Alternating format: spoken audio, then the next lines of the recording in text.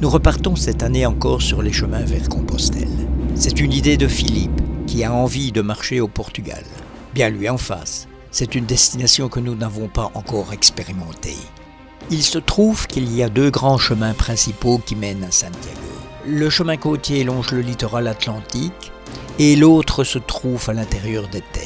Ces chemins sont reconnus comme un important patrimoine culturel, tant pour leur aspect matériel que spirituel. Ils sont tous les 2 admirablement balisés. Lorsque j'ai organisé ce voyage, je me suis documenté et j'en ai déduit qu'il serait particulièrement intéressant de réaliser le parcours en mixant un peu des 2. Nous commençons ce pèlerinage en partant de Porto. L'itinéraire que j'ai repris nous a établi une distance d'environ 250 km.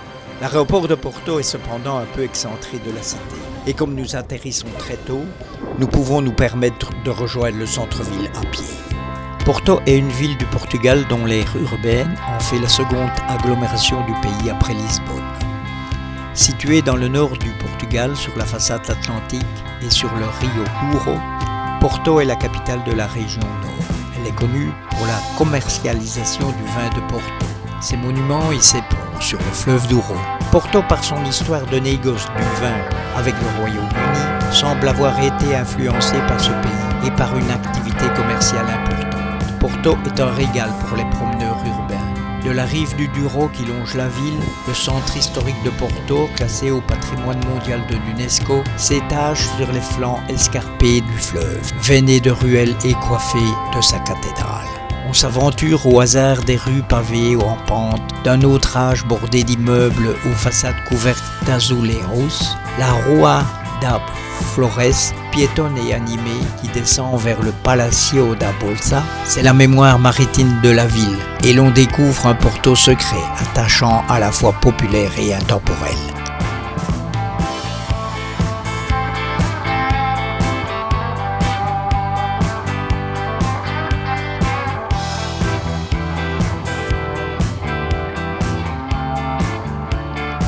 La ligne de tramway, appelée Elétrico 1, parcourt toute la côte du Douro ainsi que le centre-ville de Porto.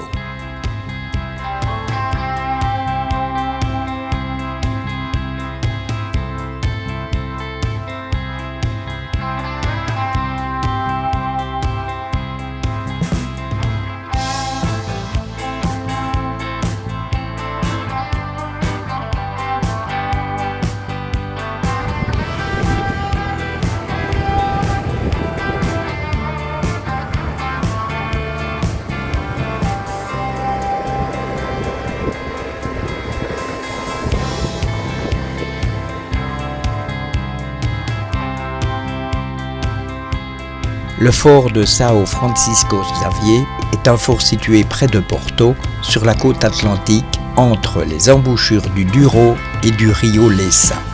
Il date du milieu du XVIIe siècle et a été construit sur le vestige d'un complexe plus ancien.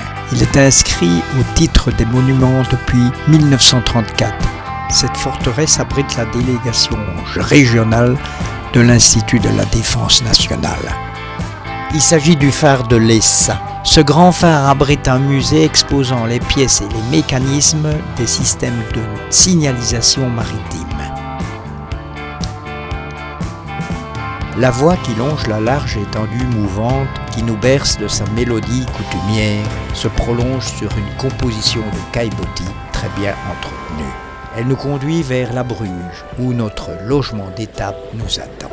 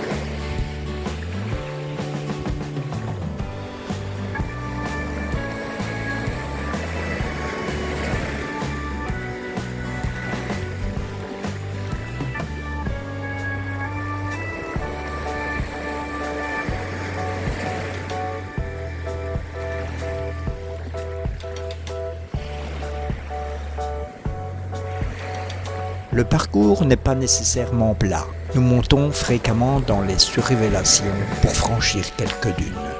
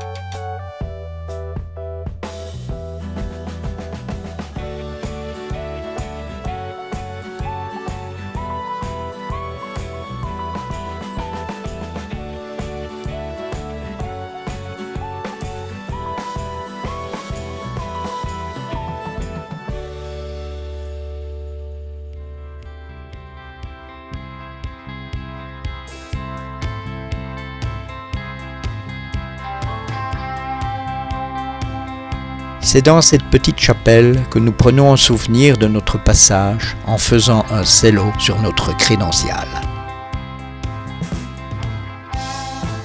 Nous faisons face au monastère de Santa Clara de Villa de Conde.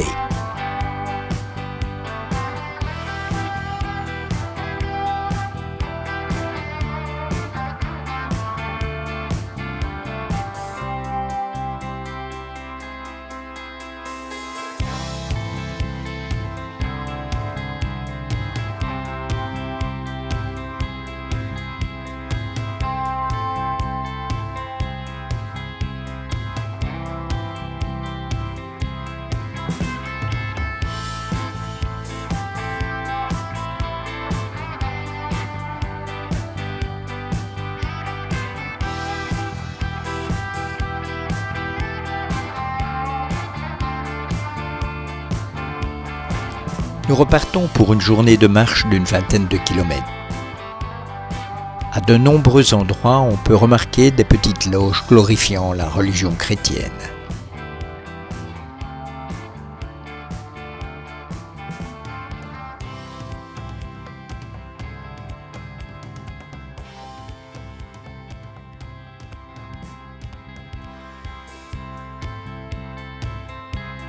Ce panneau hétéroclite a été conçu pour les pèlerins qui suspendent un souvenir de leur passage.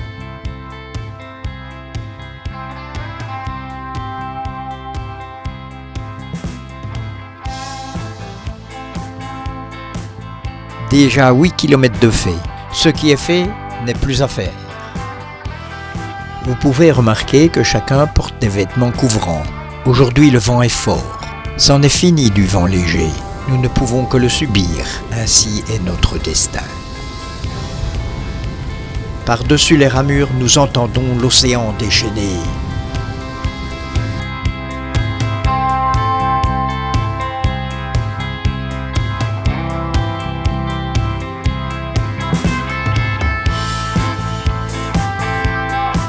El Cabado River se jette dans l'océan à Esposende après un parcours de 135 km dans le Portugal.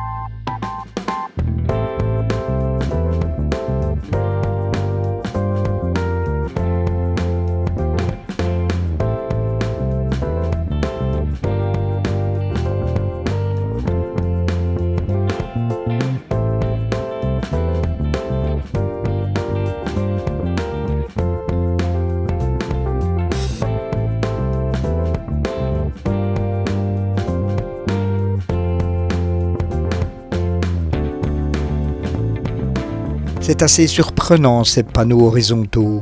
Ils diffusent de la musique lors du passage des piétons.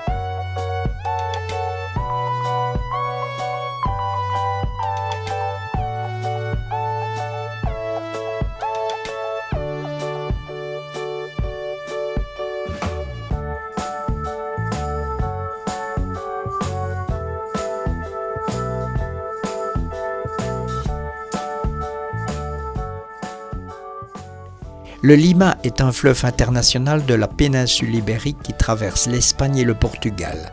Il prend sa source dans la province d'Ourense en Galice. Il porte le nom de Limia au Portugal et se verse dans l'océan Atlantique à Viana do Castelo.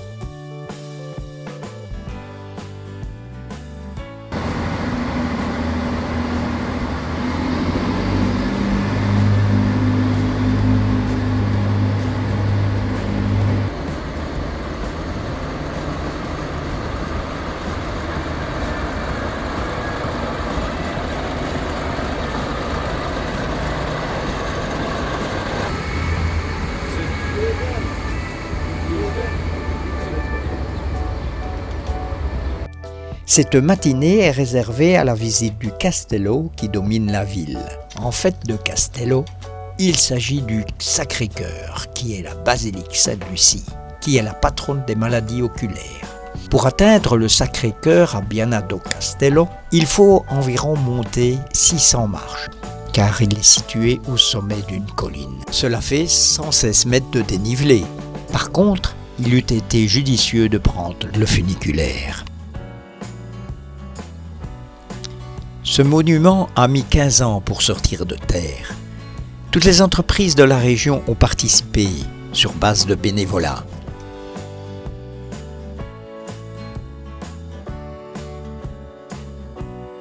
Le sanctuaire Sainte-Lucia est inspiré du Sacré-Cœur de Paris et il offre une très belle vue panoramique sur la ville et la mer.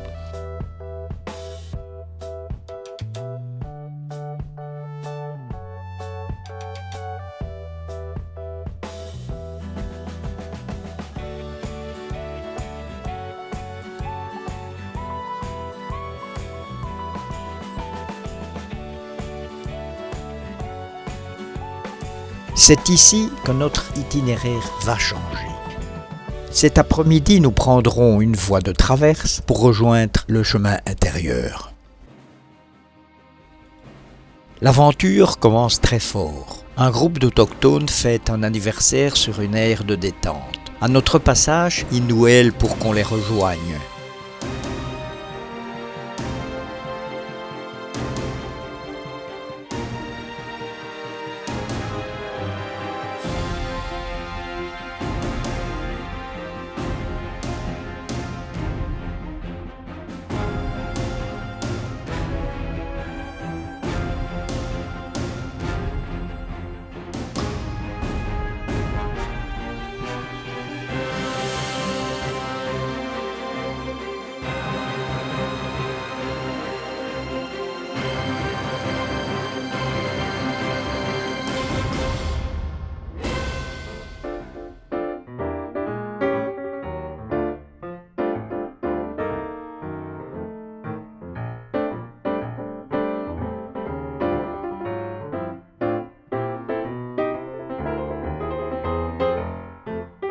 très belle échelle de poisson.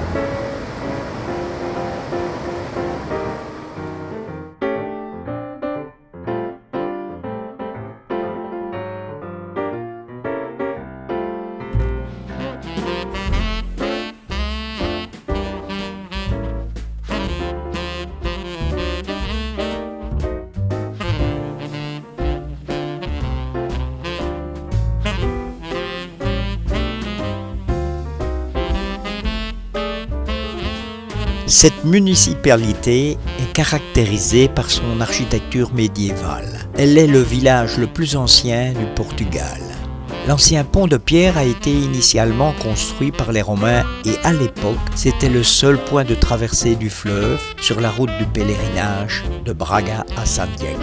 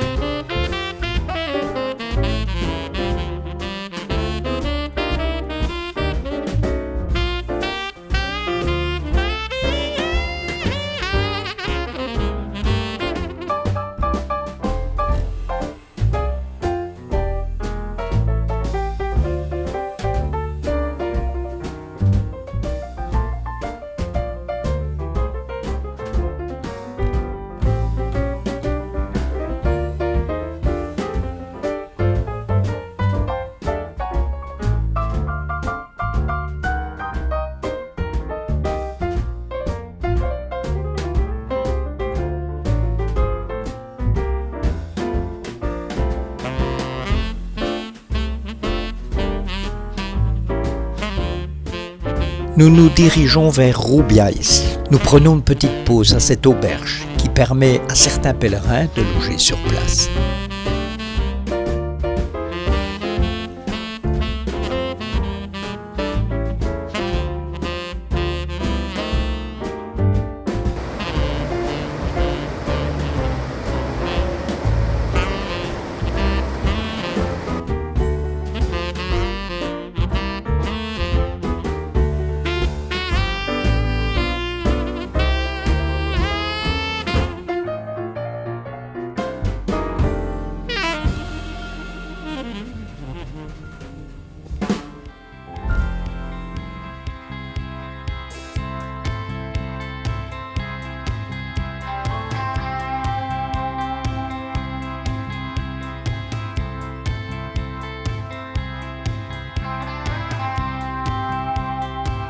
À quelque distance de nous, sur un versant abrupt, se trouve un chouette petit village.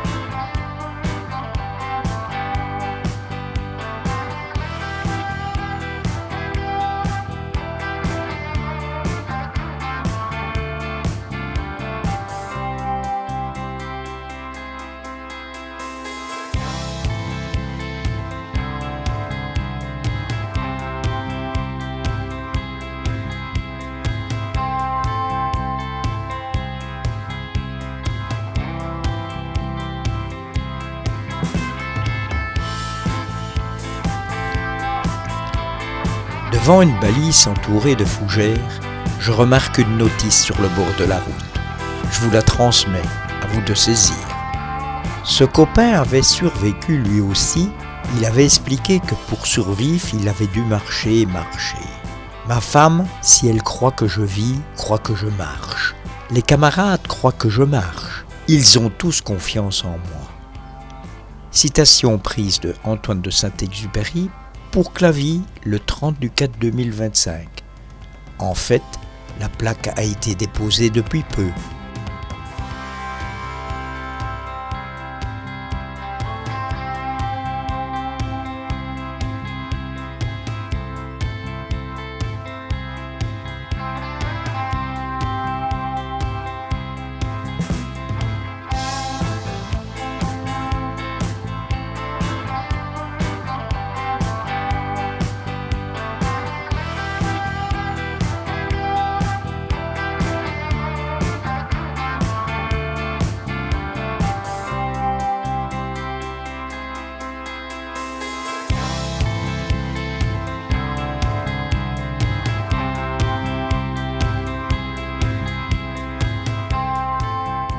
C'est ici que nous avons mangé hier soir. Comme nous repassons devant ce restaurant, nous nous arrêtons pour prendre notre petit déjeuner.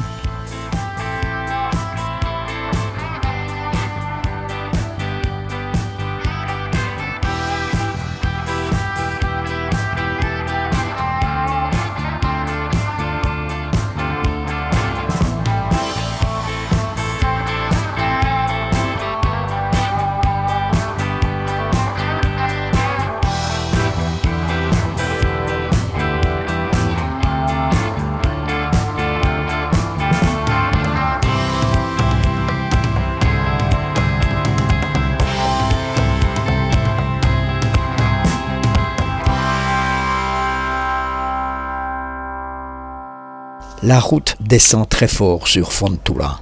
Nous continuerons jusque Valença, ce sera notre dernière ville au Portugal. Ensuite, nous trouverons notre logement à Tui, situé en Espagne, à une encablure de la frontière.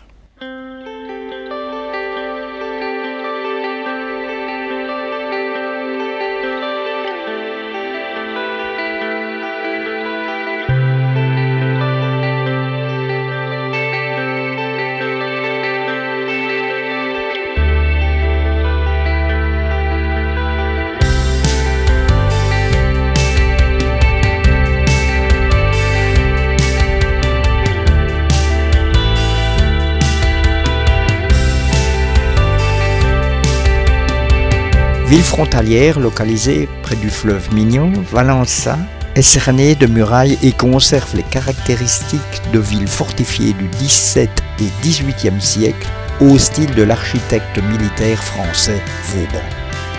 Son premier nom fut Contrasta, qui signifiait village opposé à un autre, en raison de sa localisation face à la ville galicienne de Tui sur l'autre rive du fleuve.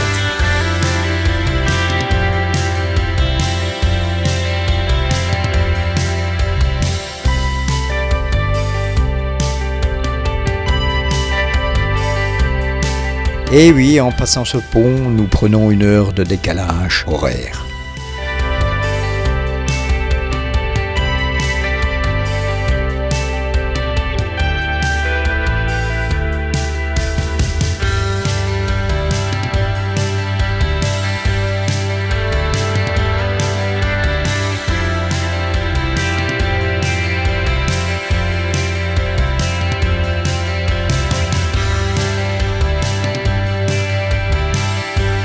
« 114 km, c'est ce qu'il reste pour Santiago. »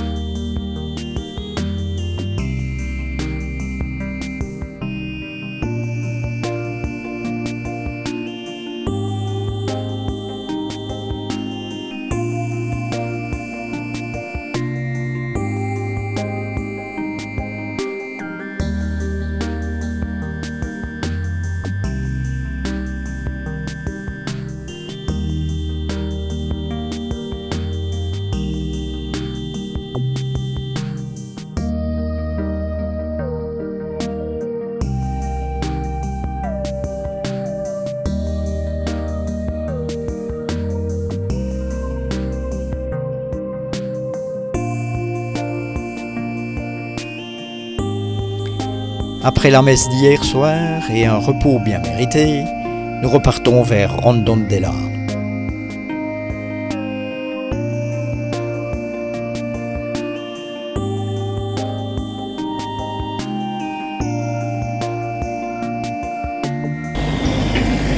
28 mai, nous repartons à 9 h du matin sur le chemin.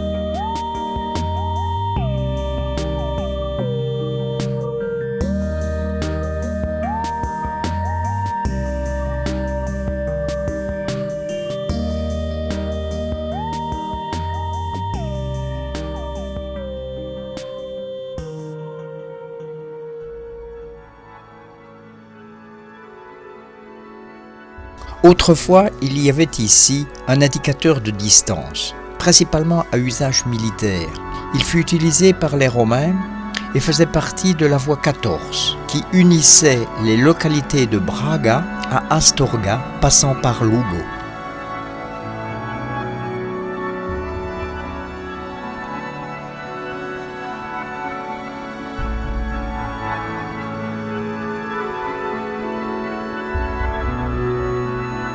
Nous sommes arrivés à Redondela. Un cortège de pèlerins fait déjà la queue devant une albergue.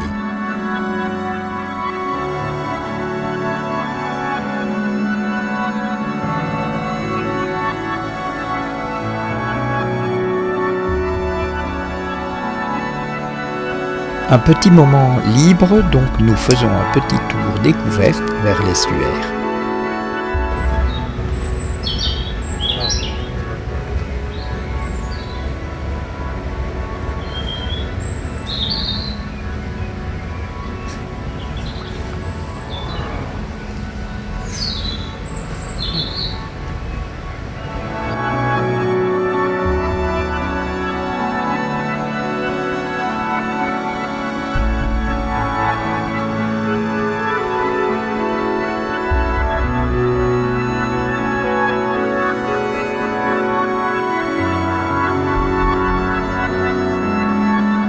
Il est 9 h et déjà la chaleur se fait sentir, surtout qu'on monte pas mal. Et bien voilà.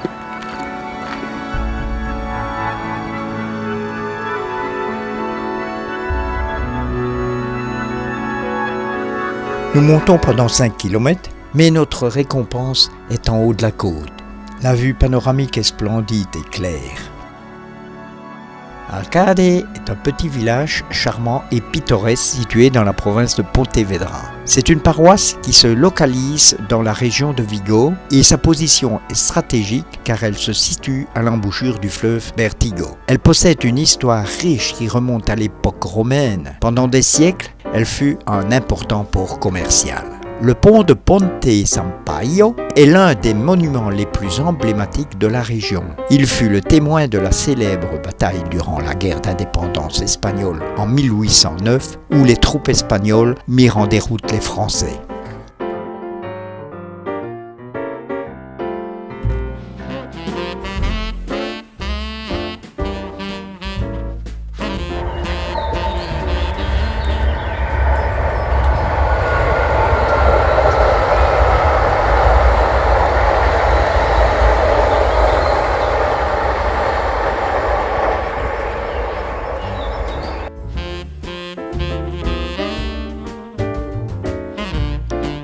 Pontevedra est situé entre la Corogne au nord et Porto au sud. Il se trouve dans l'estuaire du fleuve Lérès. Pontevedra est une ville modèle reconnue dans le monde entier. Elle a un centre-ville piéton qui comprend la vieille ville et le centre-ville qui, avec des parcs et des squares, rendent la ville très agréable pour s'y promener et lui confère une grande qualité de vie.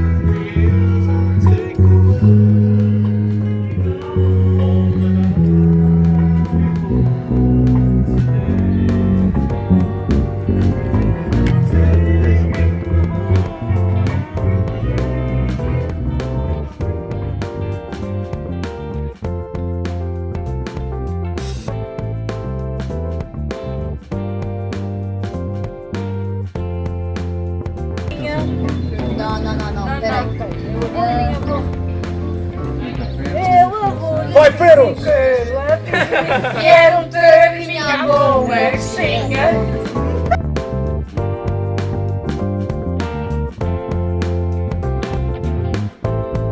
Au cœur de la Galice, là où la nature et l'histoire tissent une mélodie envoûtante, se trouve Caldas de Rei. Imaginez un endroit où les eaux thermales coulent depuis l'époque romaine. C'est un havre de paix où chaque pierre et chaque arbre ont une histoire à raconter. C'est un village pittoresque qui nous invite non seulement à nous immerger dans ses célèbres eaux médicinales, il nous convie également à nous perdre dans ses ruelles. Caldas de Rei a un nom prédestiné et se traduit littéralement par eau chaude des rois.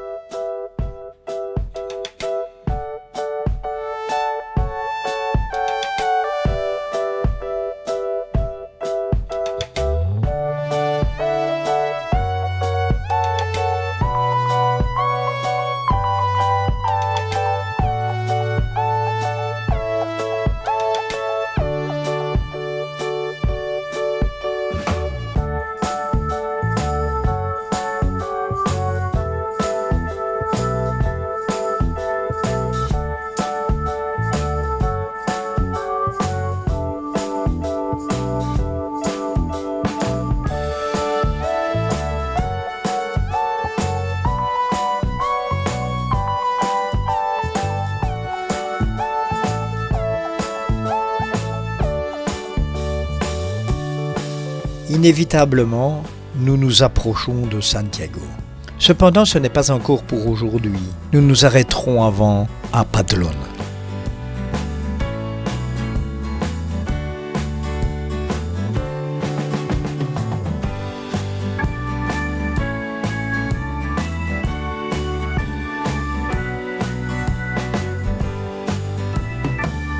Pontecesures est un village de Galice où de nombreux lits s'offrent aux pèlerins de passage. Il se trouve dans la banlieue de Padlón.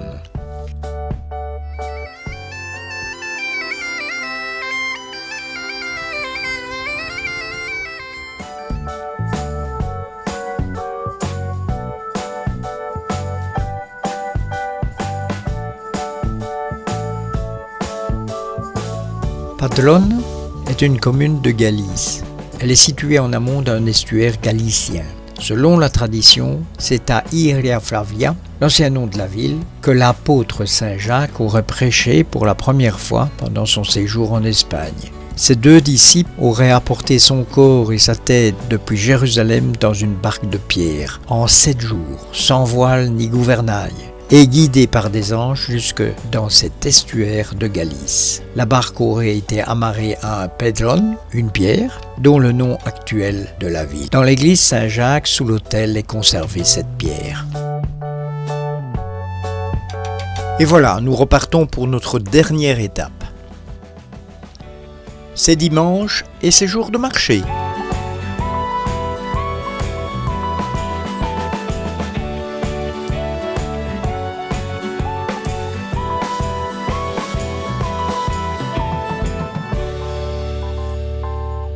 Nous remarquons la plaque de fin de ville avec son nom d'antan.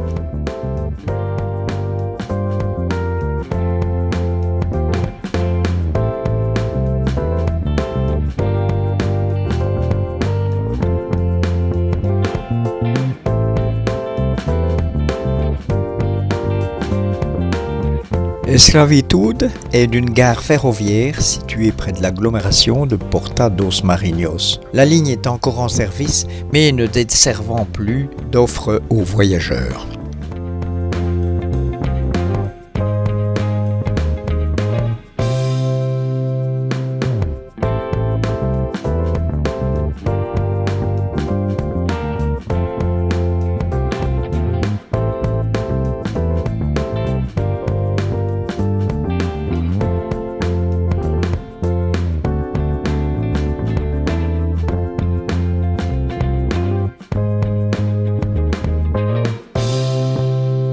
Nous entrons dans Compostelle. Certains s'arrêtent devant cette petite chapelle pour y placer un dernier sel.